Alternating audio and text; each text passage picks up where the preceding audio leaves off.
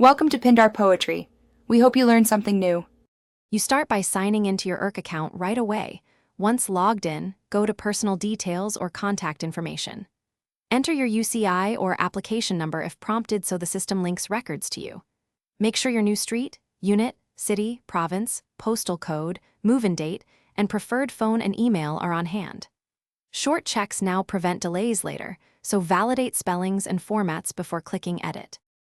Once you're in the change of address area, methodically complete each field. Don't skip secondary address lines or the postal code. If the form asks about family members or linked applications, update those entries so all files reflect the same location.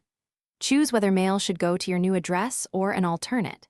If attachments are requested, upload clear scans, otherwise leave attachments blank to avoid processing errors.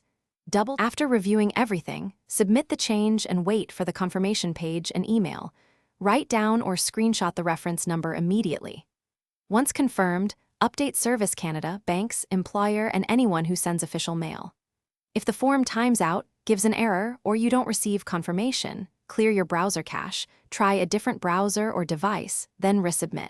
If problems persist, use the Ircc web form to report the issue and include your reference and screenshots. Thanks for watching. Consider subscribing if we helped you.